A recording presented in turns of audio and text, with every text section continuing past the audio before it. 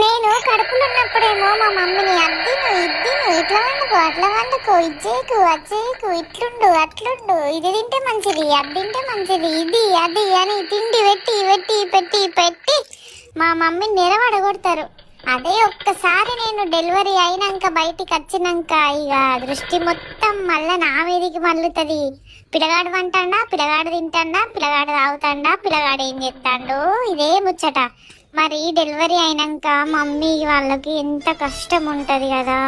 కనీసం వాళ్ళని ఎవరన్నా అడుగుతారా మీ హెల్త్ ఎట్లుంది, మీరు ఎంత బాధపడుతున్నారు, మీ స్టిచ్చెస్ మానినాయా, మీకు ఏమన్నా తినబుద్ధి అవుతుందా, ఏమన్నా తినబుద్ధి అవుతలేదా, ఇవన్నీ అడుగుడు ఎక్కడిది. ఇంకేదన్నా తినబుద్ధి అవుతుంది